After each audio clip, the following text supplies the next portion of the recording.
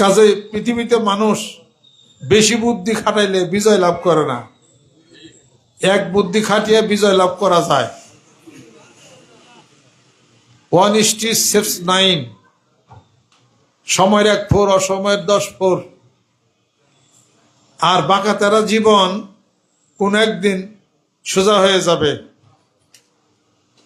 80 লাখ হাঁপ আর 80 লাখ ব্যাং, হাঁপ আর ব্যাঙে এককালে দুস্তিও পড়লে ব্যাং হাঁপের কয় কি দুস্ত, আপনি হুজায় চলতারেন না মোড়ো, বেহা হয়ে চলেন কে?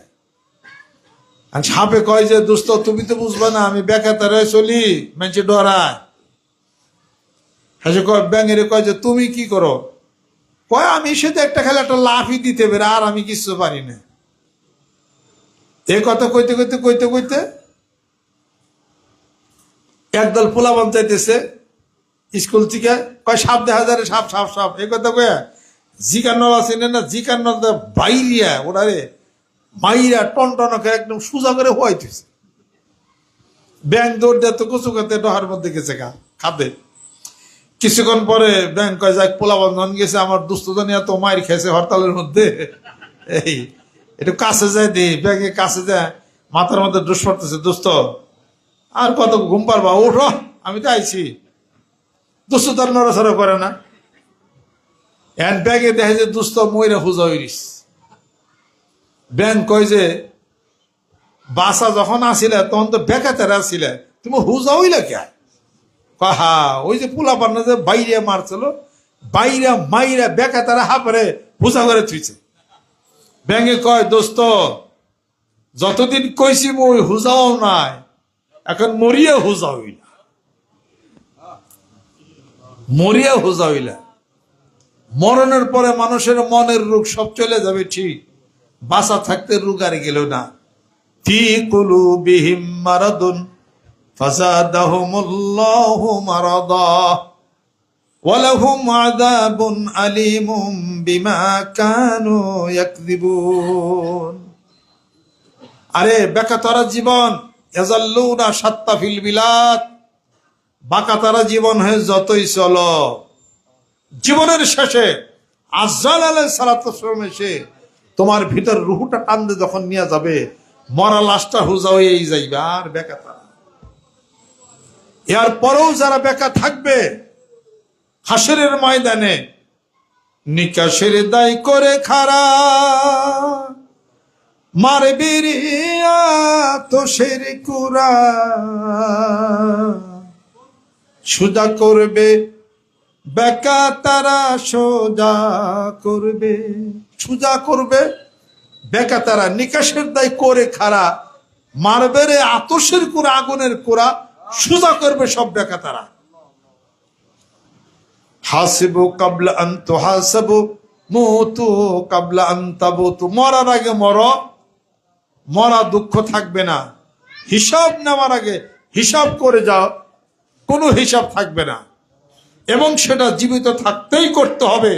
Repent and reform for tomorrow, it may be too late, এই মুহূর্তেই তোমাকে পরিবর্তন হইতে হবে। জীবন থাকতে যদি জিকিরের স্মরণ না থাকে, কবরে যা জিকিরের স্মরণ হবে না।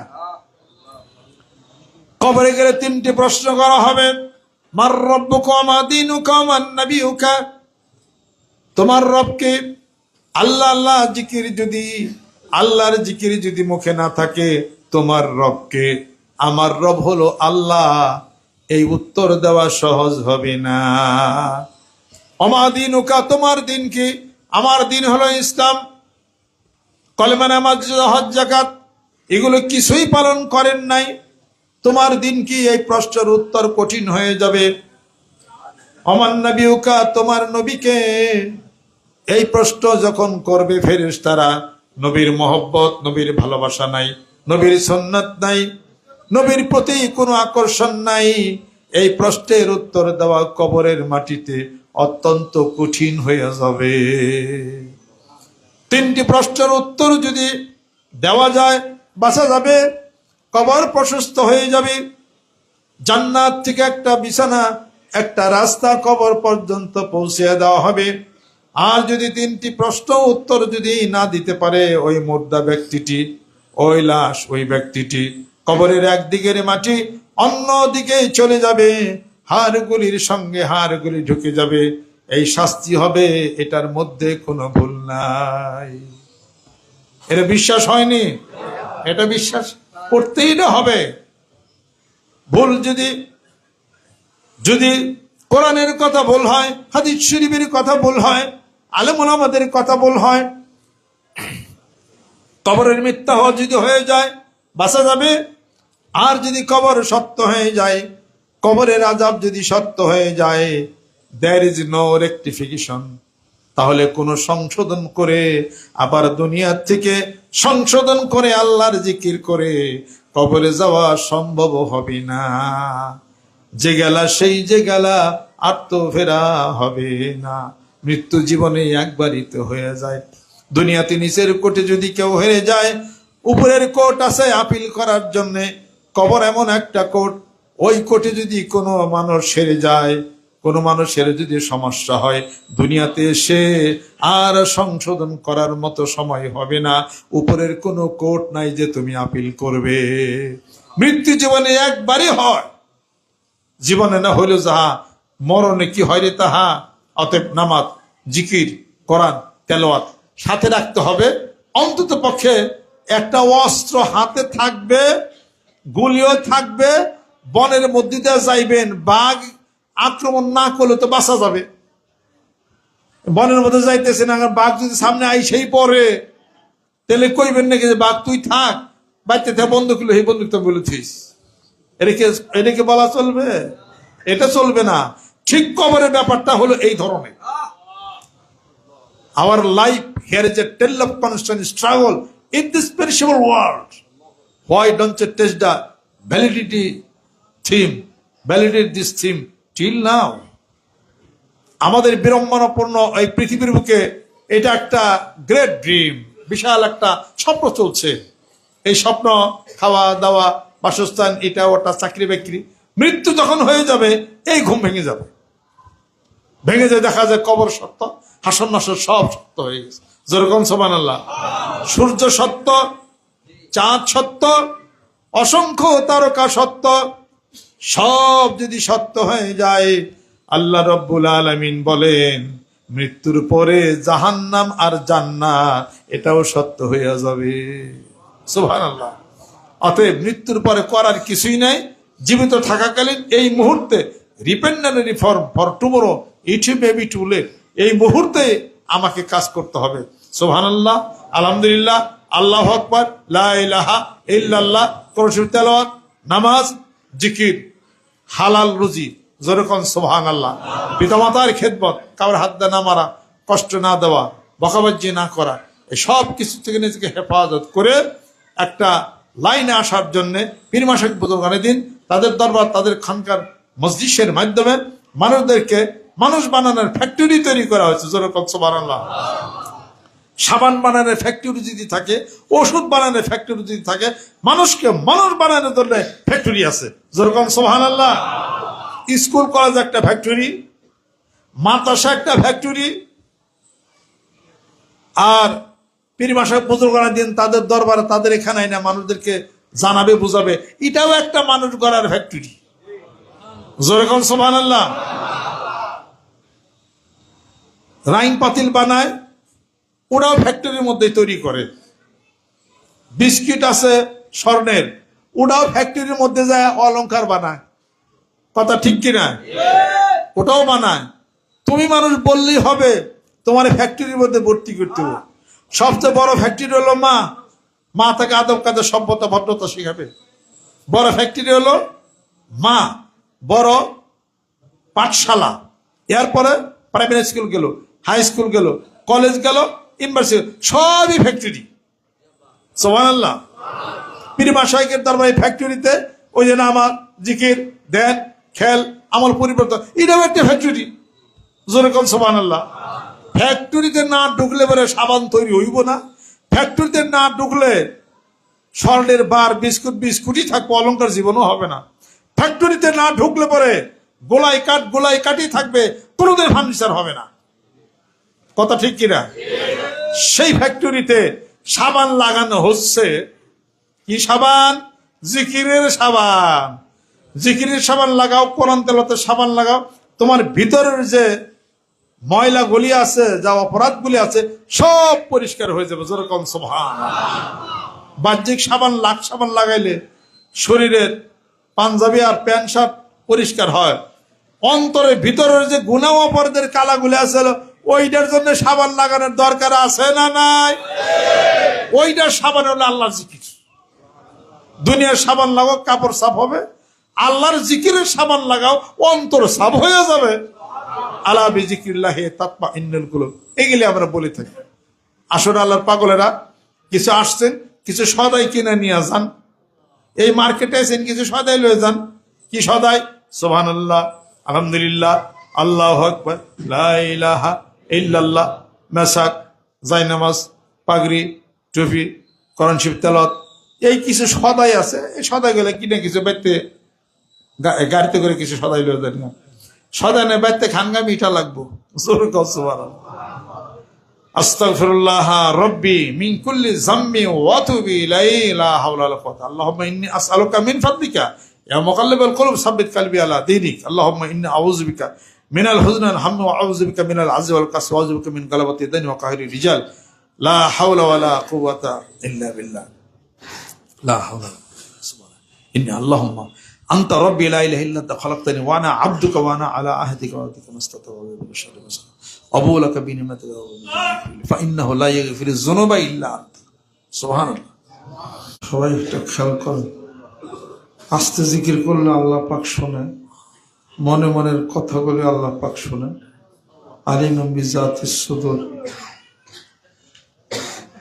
কিছু সংখ্যক লোক এসে জিজ্ঞাসা করলেন যে রাসূল, আপনি আল্লাহর কাছে জিজ্ঞাসা করেন, আল্লাহ পাক কি আস্তে জিকির করলে শুনে? তাহলে আমরা জোরে আল্লাহর ডাকি, আর যদি জোরে বললে যদি না শুনে তাহলে জোরে ডাকি, আস্তে বললে শুনলে তাহলে জোরে ডাকি, আর যদি শুনে থাকে তাহলে আস্তেই আমরা বলি। আল্লাহ পাক বলেন, ওয়া ইযা সাআলাকা ইবাদি আন্নী ফাইন্নী করিব। আমার বান্দা যখন আমাকে ডাকে, জিকির করে, আপনি বলে দেন আমি বান্দার খুব নিকটেই থাকি। আল্লাহ অনেকটাও শোনেন। এই জিকিরটা একটু জোরে করলে কি হয়? তাড়াতাড়ি তাসির হয়, কিছুদিন মানে আর কি। বক্তৃতা জোরে দেওয়া যায়, কোরআন শরীফ কেরাত প্রতিযোগিতা জোরে হয়, হাফেজরা জোরে পড়ে, হামনাদ জোরে বলা যায়, লা ইলাহা ইল্লাল্লাহ সুবহানাল্লাহ জোরে করে সমস্যা কি? তাতে উপকার হয়। এরপরে আস্তে আস্তে প্রথম দ্বিতীয় সবকের পরে আস্তে আস্তে করলেই হবে। এত জোরে চিল্লায় জিকির করা উচিত না, যাতে আশেপাশের মানুষ ঘুম আসলে ঘুমের ডিস্টার্ব হয়, রোগী ব্যক্তির ডিস্টার্ব হয়। এগুলো বুঝা কাজ করতে হবে। আস্তেও চলে, জোরেও চলে। প্রথম অবস্থায় জিকিরটা একটু জোরে করলে দেখা গেছে জরিপ করে একটু তাসির ভালো হয়, তাসির ভালো হয়। একটা দাওয়ার মধ্যে যদি জং ধরে বেশি, তো এটা জোরে জোরে গইসে ওটা জং ছোটানো লাগে, পরে জং ছুটে গেলে আর অত জোরে লাগে না। জমি চাষ করতে গেলে জোরে লাঙ্গল বাওয়া লাগে, পরে জমি চাষ হয়ে গেলে ঘাস চলে গেলে আস্তে লাঙ্গল বাইলেও হয়, বাওয়া লাগে না। এই জন্য এটা নিয়ে কোনো বিতর্কের কিছু নাই। এই হুলেহুলির কাজে ঝগড়ার কোনো কিছু এটা নাই। আল্লাহ পাক যেন কবুল করে নেন। প্রথমে মানুষের কলবের মধ্যে গুনাহ অপরাধ অনেক কিছু থাকে, তো একটু একটু জোরে জিকির করলে, আল্লাহ নবী সাল্লাল্লাহু আলাইহি সাল্লামের ওই সময় তো সাহাবারা এত জোরে এমনি করে বলতেন না। ১,৫০০ বছর পরে আমরা এত গুনাহ অপরাধের মধ্যে আছি, একটু জোরে জিকির করলে দেখা গেছে একটু ভালো ফল পাওয়া যায়। তখন তো রাসূল করিম সাল্লাল্লাহু আলাইহি সাল্লামের কাছে বসলে জিকির লাগতো না, এমনি তার কলব খুলে যেত, এত কিছু তো লাগতো না। আমাদের এত কিছু লাগে বিভিন্ন কারণে, অনেক কায়দা কানুন বের করা হয়েছে মানুষের আত্মশুদ্ধির জন্য। এই কায়দা কানুন গুলো, লেসন গুলা বের করছে মুরব্বীরা আর কি।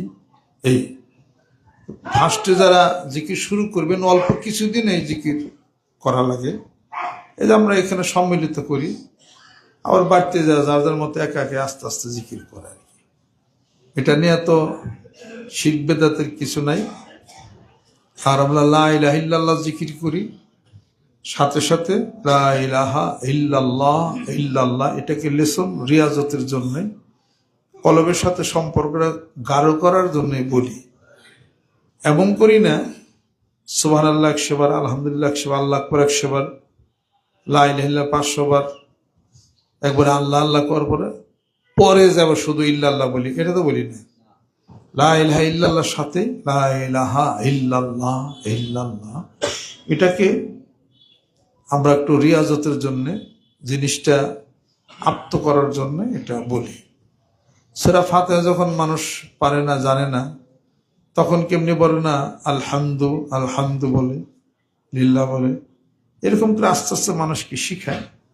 এটাও মানুষের ভিতরে কল্পটার মধ্যে একটা জোরে দিয়া একটা লেসন আর কি। এভাবে আপনি নিতে পারেন ওটা আর কি। শুধু ইল্লাল্লাহ বলেন কেন, বললেন না লা ইলাহা ইল্লাল্লাহর সাথেই তো আমরা ইল্লাল্লাহ বলি, লা ইলাহা ইল্লাল্লাহ। এটা নিয়ে যে কত দলা দিলে পাকড়া পাকড়ি হইল দেশে, হাই এত দলা দলির কি আছে? জেনে জিকির নিয়ে যদি কাজে ঝগড়া লাগে, জিকির কইলেন না, হেনে আস্তে করে থাকেন, বাড়তে যাই করেন। এত বাজানোর দরকার কি আছে? এই মেয়ে জোরে জোরে কি পাইছো, করেন না, বাড়তে যা আস্তে আস্তে করে করেন। বাজানোর দরকার আছে কিছু? বাজানোর দরকার না। আমি চিটাং এক মাহফিলে গেছিলাম, আমি তো আবার ওই যে মিলাদ শরীফ দাঁড়িয়েও পড়ি, আবার বইসাও পড়ি। জেনে দিয়ে যে মানুষ খুব দাঁড়িয়ার পক্ষে, আমি বইয়া কিল খাওয়ার দরকার কি আছে আমার? আমিও খালি আয়া নবী সাল্লাল্লাহু, দ্বন্দ্ব করে বাজাইলে বাজে, তো বাজানোর দরকার, বাজানোর মধ্যে আপনারা যায়েন না। পরে মাহফিলে দোষী পড়তেছে আর মানুষ দেখে উদ্বোস করতেছে, কেমন কেমন করতেছে, ওনাকে পছন্দ হইতেছে। আমি বসে রয়েছি, পর আমার ডাইন একজন আসলে বলো একটু খারিয়া করলে ভালো হয়, এলাকা ই না সব খারানের পক্ষে। আমি ওর শুনলাম, আমি আবার খারিয়া যাইয়া ইয়া নবী সালামু আলাইকা, ইয়া রাসূল সালামু আলাইকা, ইয়া হাবিব সালামু আলাইকা, সালাওয়াতুল্লাহ আলাইকা। হয়তো একটু সুর দিয়ে কইছে মহব্বতের জন্য। মানুষ আজকাল নামাজি পড়ে না, নবীরেই মানে না, কেউ ইসলামের শত্রু, তাতে কিছু মানুষ একটু দরুদ শরীফ পড়ে একটু ভাবমক্কর ধরে একটু আল্লাহ রাস্তায় হিরা নেয়, তো মারামারি কেন? কইছে না, তাকে ফিরান লাগবো। কিছু আবার আমিন জুড়ে কয়, কিছু আমিন আসতে কয়। এই তো দুই পক্ষ লাগছে কিলাকিলি। একজনের পথে দেয়, এই তুই আমিন জোরে নাচতে, জোরে যদি জোরে করে থাকো তাহলে তোর খবর আছে, দেখ আস্তে আলাগো ভর্তা বানাইছি। ভাই মাফ করবেন, আমি নামাজে পড়ি না। আর আবার আমিন কি, আর দললেন কি, আর জ্বললেনি কি? পরে ওই সময় আমি দেখলাম যে সবাই দাঁড়িয়ে দাঁড়িয়ে কিয়াম করে দর্শি পরে, আমরাও বসেই পড়ি, ওই যোগ বুঝে কূপ দিই। পরে দাঁড়িয়া দর্শি পড়লাম, কিয়াম করলাম, মানুষ খুব খুশি। হিয়ান না একটা হুজুর, হিয়ান একখান হুজুর আর কি, ইবে একখান হুজুর, ঠিক আছে। এখন আমি তখন ঠিক হয়েছি আর কি। পরে যখন কিছু লোক আবার মুড়ি দিল, মনে মনে করে পলাই তো কিল টিল খাইছিলাম রে, ওয়াজ উল্টাই তো পিছাব উল্টাইতে হবে। আরে পানি ভাইটা যাইবার দামছে, বাজাইন না, বাজাইলেই একটা সমস্যা। যত মানুষের বইলে বুঝিয়া একটা সিস্টেম করে পারেন নাকি কন? বাংলাদেশে যে সমস্ত দরবার কথা অন্যান্য মানুষ খারাপ বলে, হেনে জানগা মারামে জিহাদ করবার জন্য জানগা, তারাও কম জিহাদ করবো না আপনার বিরুদ্ধে। মাঝখান তো মারামারি হইব, সংশোধন কিছু হইব না। দাওয়াত ও তাবলিগের কাজ করেন, দাওয়াত দেন, বোঝান, তাতে ইনশাআল্লাহ তাআলা হেদায়েতের মধ্যে আসবে, কোরআন সুন্নাহর বিধান আসবে। কাজে এরকম সব বন্ধ হয়ে যাক, সব আল্লাহ আল্লাহ হয়ে যাক, মানুষ আল্লাহ পাকের জিকির করুক, কোরআন শরীফ তেলাওয়াত করুক, মনটা নরম করেন। নরম হইলে পরে তাহলে ওখানে গাছ বুনলে গাছ হবে, সুবহানাল্লাহ। সেই চিন্তা চেতনা নিয়ে আমরা মাঠে মধ্যে, গ্রামে গঞ্জে, মহল্লায় এই কোরআনের দাওয়াত, জিকিরের দাওয়াত, বায়াতের দাওয়াত দেওয়া শুরু করেন আপনি আস্তে আস্তে। তাতে রহমত বরকত হবে। মানসিক কি হয়েছে বুঝি না, বক্তৃতার মঞ্চের টেবিলে গেলে চোখ বড় বড় হয়ে যায়, বলা রাগ রোগ হইয়া কি যে হইতেছে, টর্নেডো হয়ে গেল। 5 মিনিটে মাঠ গরম, জেহাদ লাগিয়ে গেল আর কি। কিছু বুঝলাম না, জেহাদ করবো কার? এরকম দেশটা যদি ঠান্ডা ভালো হইতো, অনেক সুন্দর ভালো হইতো। দাওয়াত ও তাবলীগের কাজ করেন। তবলিগ জামাতের যারা আছে, এত লক্ষ কোটি মানুষ এক জায়গায় করছে, 155টা রাষ্ট্রের মানুষ এক জায়গায় করছে, খালি দাওয়াত ও তাবলীগের। তারা মারামারি কালেও করবার গেছে, পন্না মারে। তারা কার সাথে মারামারি করছে? তারা তো দাওয়াতের কাজ করছে। আপনি দাওয়াতের কাজ শুরু করেন, নীতির কিছু পরিবর্তন নেন, কোরআনের দাওয়াত দেন, হাদিস শরীফের দাওয়াত দেন, নামাজের দাওয়াত দেন, জিকিরের দাওয়াত দেন, বায়াতের দাওয়াত দেন। মানুষ শুনবে, জানবে, বুঝবে। বাংলাদেশের মানুষ মন দিল অনেক ভালো। কাজে ওই উদ্ধত্তপূর্ণ একটা আচরণ, অমুকে খারাপ, অমুকে ভণ্ড, অমুকে ফাসেক, হ্যানত্যান, এই সমস্ত কথার মধ্যে যায় না, এই সমস্ত স্লোগানের মধ্যে যায় না। আমরা স্লোগান দিয়ে আল করে না, আলো ঘরে ঘরে জালো, এই স্লোগান হলো ভালো স্লোগান। অমুকরে ফাটি হালো, অমুক ই করো, অমুকরে ঠ্যাং নুলে করে হালাও, জেহাদ একবারে। কাজে দাওয়াত ও তাবলীগের কাজ করেন, তবলিগ জামাতের ভাইরা যেমনি কাজ করে, আপনারা কাজ শুরু করে দেন। ইনশাআল্লাহ তাআলা বিজয় হবে। ভালোবাসা দেন, সম্মান দেন, শ্রদ্ধা দেন, মানুষ অনুরক্ত হবে। এখানে তো এক শিল্পী আসছিল, পরে বলছে যে আমি মরি দেবো, ঠিক জিকির করুন, কিন্তু এই গান বাজনা করি এটা বাদ দিয়ে না। ও ঠিক আছে, জিকির করেন। এখন জিকির করতে করতে গানও বাদ দিছে, বাজনাও বাদ দিছে, সব তবলা বাদ দিছে। জুব্বা টুপি পরে, সুবহানাল্লাহ। খেললে মারামারি করবার গেছি নি, তা তো আমি করতে যাই নাই। 8 থেকে 10,000 হিন্দু সম্প্রদায়ের যারা বায়াত মুরিদের জিকির আজকার করে মাথায় টুপি দিয়ে এখন এই লাইনে এসে গেছে, তাকে কি কিছু কইছি আমি?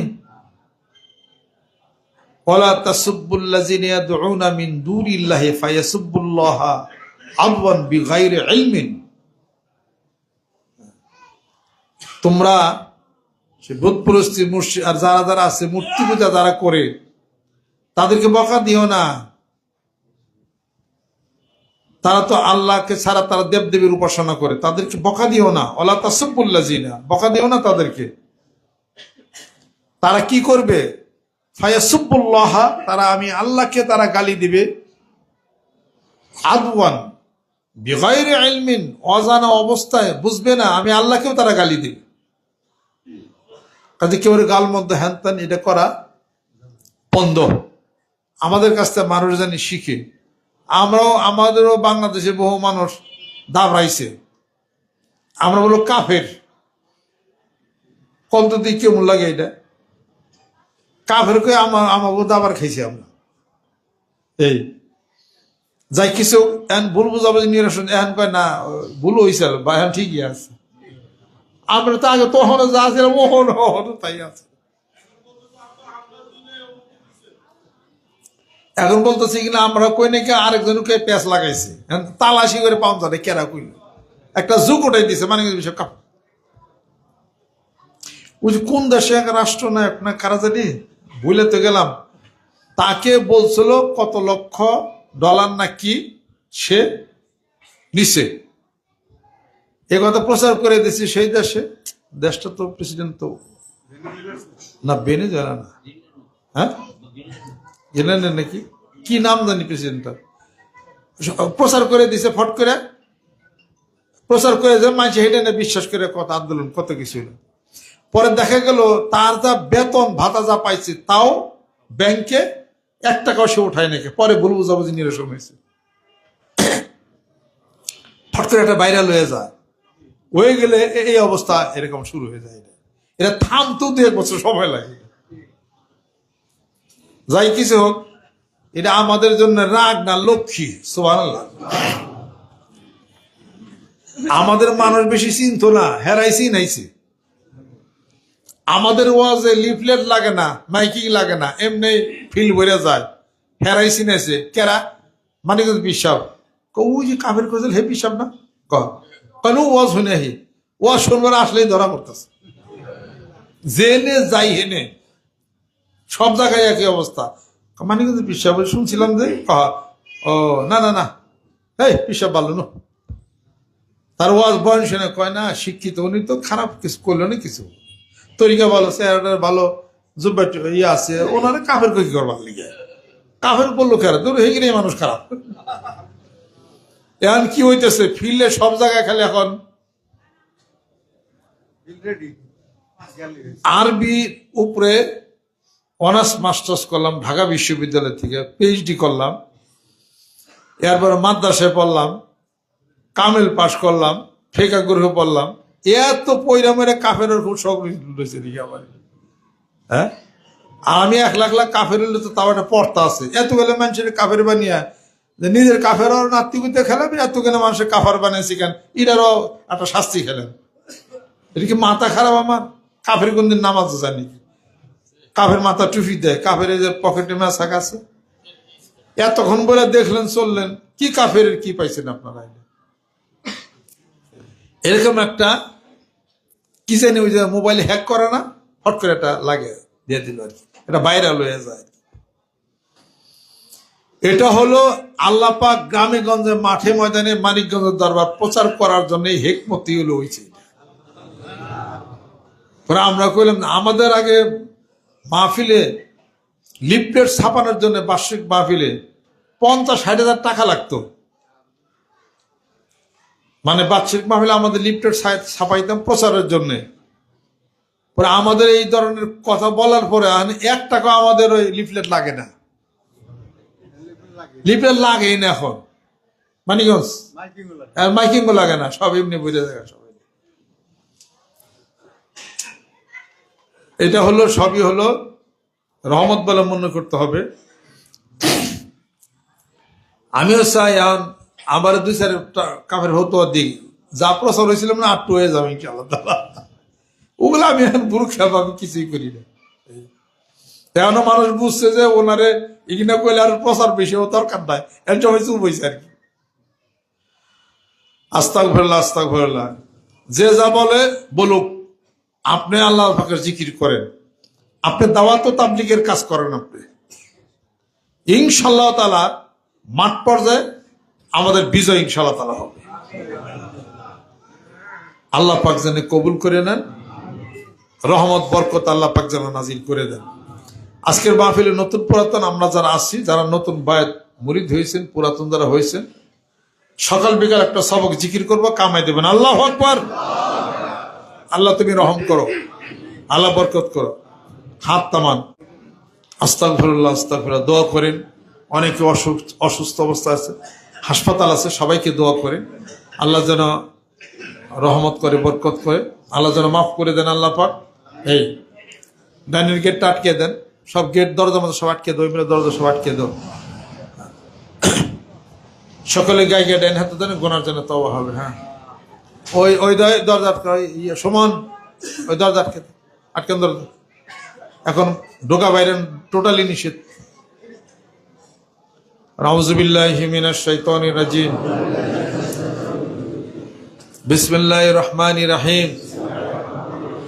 तौबा किया मैं सब बुरी बातों से और सब बुरे कामों से और বায়াত কি আমায় উপর হাত মোহাম্মদ মঞ্জুরুল ইসলাম সিদ্দিকী খলিফা আলহাজ হজরত মাওলানা মোহাম্মদ আজহারুল ইসলাম सिद्दीकी साहिब की आई मेरे मौला इस तौबा और इस बयात कबूल फरमा अल्लाहुम्मा आमीन रब्बना आतिना फिद दुनिया हसना व फिल आखिरति हसना व किना अजाबान नार আল্লাহ জীবনের গুনাহগুলি মাফ করে দাও আল্লাহ কবুল করে নাও মেহেরবান হয়ে যাও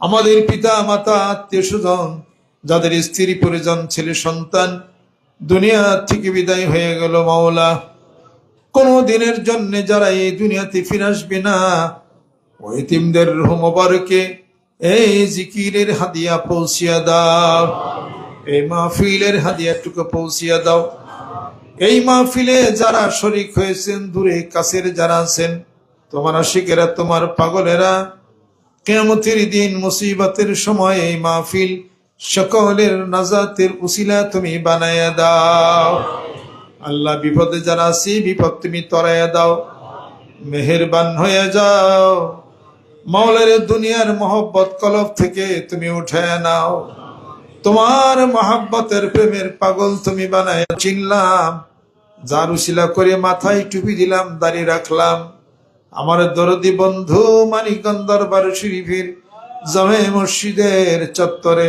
জান্নাতের বাগিচায় ঘুমাইসে আছেন আমার মা ওখানে আছেন মুরব্বী জেনারা সাহিত্য আছেন এই মাহফিলের হাদিয়াটুকু তাদের রোহের উপরে তুমি পৌঁছিয়া দাও জান্নাতের সর্বোচ্চ মাকামে তুমি স্থান দান করে দাও तमाम পৃথিবীর মাটির নিচে যত মুমিন মুমিনা শুয়ে আছে আল্লাহ সকলের আরোহর পরিয়ার হাদিয়া তুমি পৌঁছিয়া দাও সারা জীবনের যত গুনাহ করেছি পাহাড় পরিমাণ গুনাহ মাথায় নিয়ে মাওলা তোমার শাহী দরবারে হাত তুলেছি হাতগুলিকে খালি ফিরাইয়া তুমি দিও না আল্লাহ আমাদের পিতামাতা ছোট বয়সে যেরূপ ভাবে আমাদেরকে লালন পালন করেছেন মাওলা অনুরূপ ভাবে তুমি তাদেরকে লালন পালন করো রহম করে দাও যারা বিপদ আছে বিপদ তরিয়া দাও ঋণগ্রস্ত হয়ে পড়েছি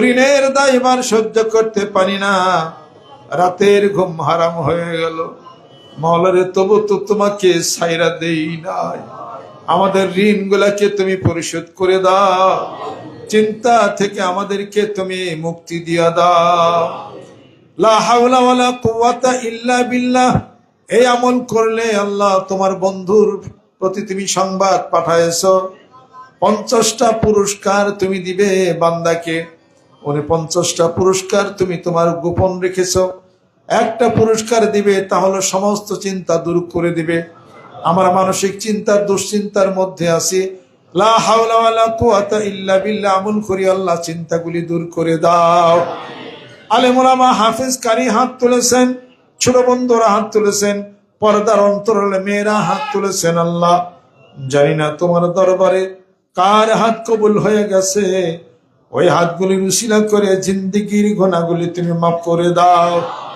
আমি নগণ্য বান্দা আল্লাহ আমি গুনাহগার একজন ছোট মানুষ আল্লাহ এই লক্ষ লক্ষ আশিক পাগলদের জন্য আমাকে তুমি চাকর হিসাবে কবুল করে নাও খাদেম হিসাবে কবুল করে নাও কুরআনুল কারীমের খাদেম আমাদেরকে বানাইয়া দাও হাদিস শরীফের খাদেম বানাইয়া দাও আল্লাহ তোমার মহব্বতের প্রেমের ভালোবাসার পাগল তুমি বানাইয়া দাও এই আসমানের তুমি মালিক এই জমিনের তুমি মালিক মাওলার তোমার এই বিশালতার তুলনায় আমরা নগণ্য মানুষ হাত তুলেছি হাতগুলিকে কবুল করে নাও চাকরি বাকরির সমস্যার মধ্যে যারা আছি সমস্যাগুলি তুমি দূর করে দাও স্বামী স্ত্রীর দাম্পত্য সমস্যার মধ্যে যারা আছে দাম্পত্য জীবন সুখময় তুমি করে দাও আমাদের ছেলে সন্তান যাদের আছে পিতামাতার কথা শুনে না পিতামাতার ফরমা বরদার তুমি বানায় দাও ছেলে সন্তানদেরকে মুত্তাকি পরহেজগার বানায় দাও, পূর্ণ হেদায়েত তুমি নসিব করে দাও। আমার আত্মীয় স্বজন আহলিরা যিনারা আছেন আল্লাহ ছেলে সন্তান সবাইকে তুমি কবুল করে নাও। ربنا ظلمنا أنفسنا وإن لم تغفر لنا وترحمنا لنكونن من الخاسرين। আল্লাহ অনেকে দোয়া চেয়েছে, আমি দোয়া করতে পারি না, আল্লাহ তুমি কবুল করে নাও। আল্লাহ বিপদ তরিয়ে দাও, আল্লাহ একজন আরেকজনের প্রতি সহনশীল তুমি বানায় দাও, মহব্বত ভালোবাসা তুমি বাড়ায় দাও। দেখতে দেখতে জীবনের সোনালী দিনগুলি চলে গেল, মাথার চুলগুলি কালো ছিল পেকে গেল, দাড়িগুলি সাদা হয়ে গেল, কবরের বাতাস শরীরে লেগে গেছে, মরণের বাতাস শরীরে লেগে গেল, কবরের মাটি শরীরে মাখায় গেছে। তবে জানি আজরাইল আলাইহিস সালাতু ওয়াস সালামের সঙ্গে দেখা দেখি হয়ে যায়। আল্লাহ তুমি মাফ করে দাও।